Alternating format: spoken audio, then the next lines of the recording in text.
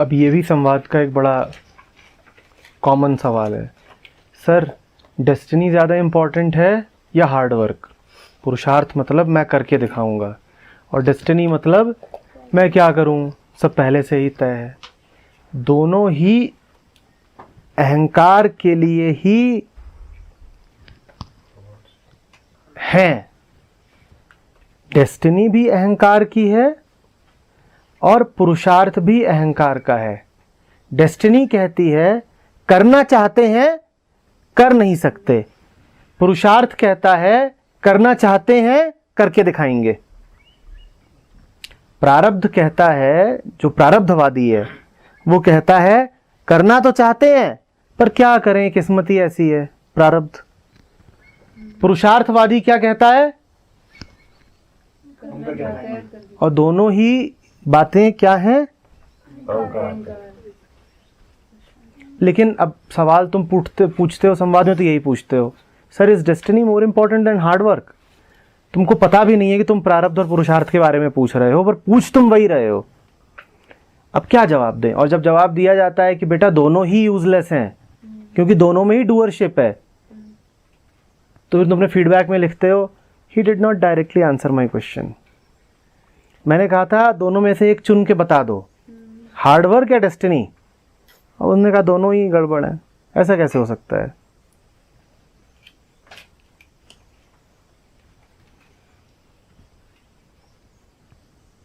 न प्रारब्ध न पुरुषार्थ, न प्रारब्ध न पुरुषार्थ। फीलिंग तो सरेंडर में भी कहीं ना कहीं वही होती है कि हम कर नहीं सकते।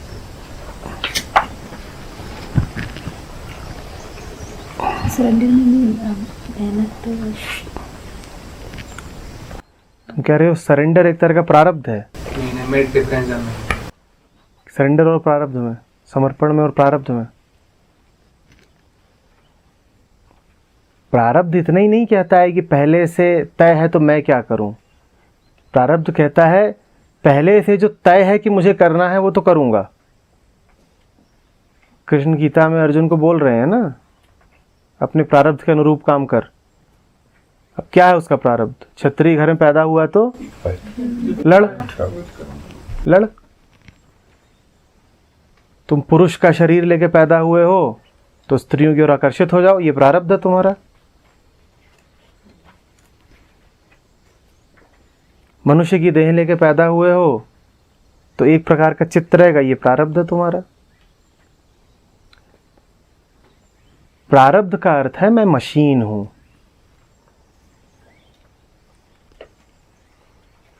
और मशीन का कोई माई बाप नहीं होता। मशीन के पास चेतना ही नहीं है अपने माई बाप जैसा कुछ सोचने की। समर्पण का अर्थ होता है मैं जान गया कि क्या मैकेनिकल है सब कुछ और मैं उसमें नहीं बंधूंगा। समझ गया, यही समर्पण है। समर्पण का मतलब ये थोड़ी होता है कि कोई खड़ा है, कोई विशाल विराट, और तुम्हें उसके पांव में जाके बैठना है। ये जान जाना कि जो कुछ मैं अपना कहता था वो मेरा नहीं है, इसी का नाम समर्पण है। हमने कल समर्पण की व्याख्या करी भी थी। What is surrender? Surrender is not to take something and give it somewhere. Surrender is not about giving something up, giving something to somebody. I have surrendered it. हाँ, surrender is about not holding what is stupid to hold. You have been all the time holding a hot chunk of coal in your hand. Surrender is to drop it. प्रारब्ध is जब किस्मत में लिखा है कि कोयला पकड़ना है तो पकड़े हैं।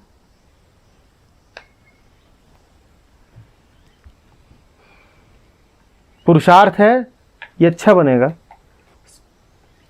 प्रारब्धवादी कहता है किस्मत में कोयला लिखा है तो पकड़े हैं। प्रारब्धवादी कहता है कसम उड़ान छल्ले की छोड़ के रहूंगा। और पिछले 20 साल से पूरा पुरुषार्थ दिखा रहा है। पुरुषार्थ माने कोशिश, वो पूरा एफर्ट कर रहा है उसे छोड़ने। और समर्पण का अर्थ है छोड़ दिया।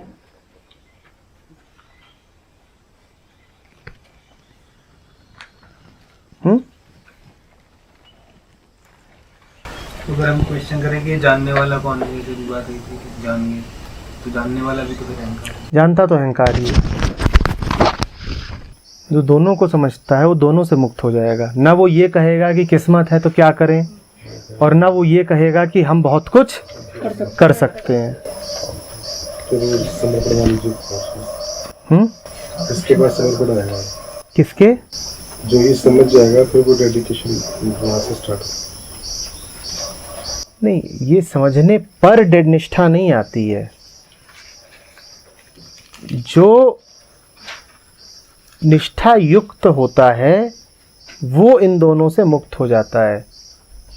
कल कहा था ना, भक्ति ज्ञान की माता है। पहले सबसे वही आती है, निष्ठा, भक्ति, वो आती है, फिर ये सब आते हैं। हम प्रारब्ध से तो मुक्त होना चाहते हैं। हर आदमी की कोशिश लगातार यही रहती है किस्मत से मुक्त हो जाए।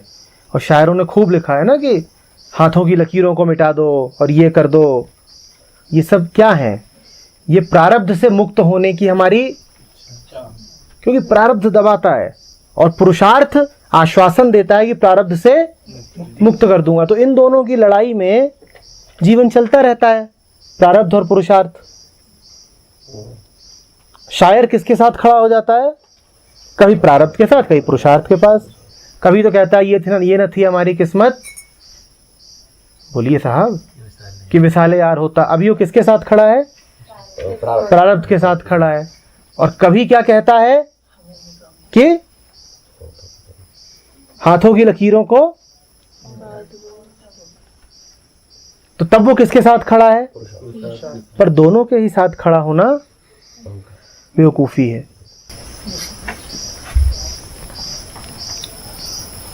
फेथ समझ एक तरह की रस्सी है जो ईगो को इस तरह खींचती है।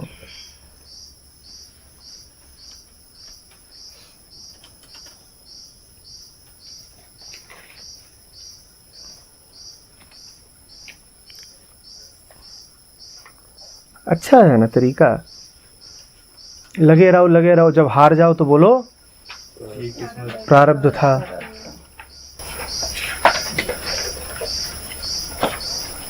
सर ये वैसा ही जैसे आपने कल ना वो एक्सपॉइंट प्लेन में किया था, जितना सफरिंग उतना ही अपने, जितना प्रारब्ध उतना ही पुरुषार्थ। अब इन सब को, जब ये सब बातें होने के बाद, अब जब शायरी पढ़ना तो थोड़ा खुले आंख से पढ़ना। हमें तो अपनों ने डुबोया, लूटा, गैरों में कहाँ दम था, हमारी कश्ती वहां डूबी। अभी क्या कर रहे हैं? ये किसको दोष दे रहे हैं? ये प्रारब्ध को दोष दे रहे हैं।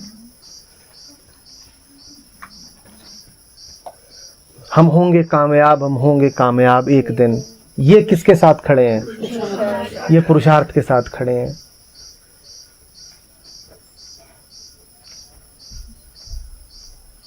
नसीब में जिसके जो लिखा था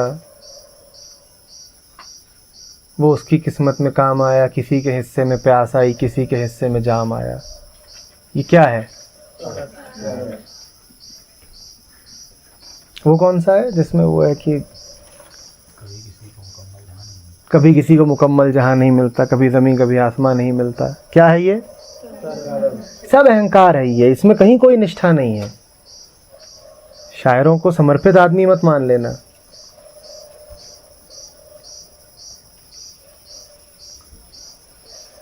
जबकि प्रारब्ध जो है वो एक तरह का डिश, जैसे एक मास्क है प्रारब्ध का, और पीछे उसके पुरुषार्थ बेचैन है। जैसे एक इंग्लिश में कहा ना, द माइंड में डिस्गाइज इटसेल्फ इनटू सरेंडरिंग। तो है अचानक से आओ, फिर वो स्टार्ट कर देगा उसमें। वक्त करता जो वफा आप हमारे होते, हम भी गैरों की तरह आपको प्यारे होते।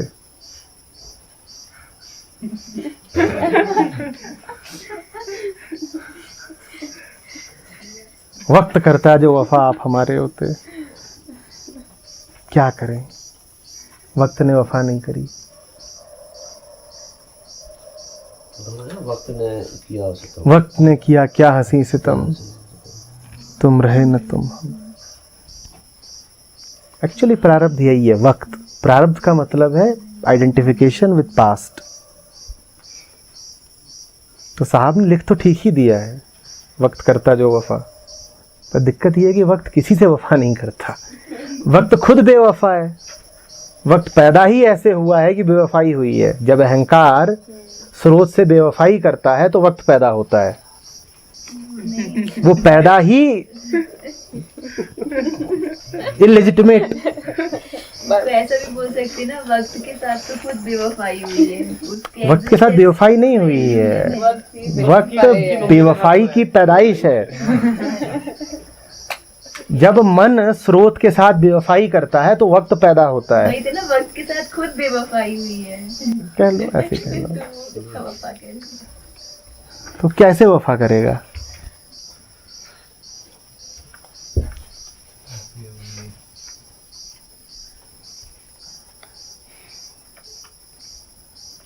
Past and future are illegitimate children of ego.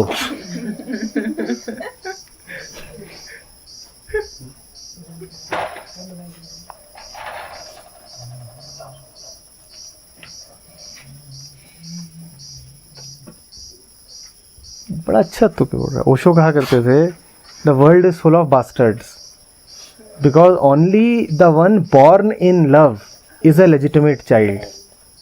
अब तुम देखो ना, मन स्रोत से क्यों दूर होता है? Absence of love. जैसे ही मन दूर होता है पास्ट और फ्यूचर आ जाते हैं, तो they are bastards.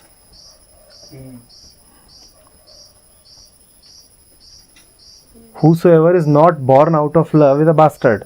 So he said everybody is a bastard because you are products of marriage, not of love.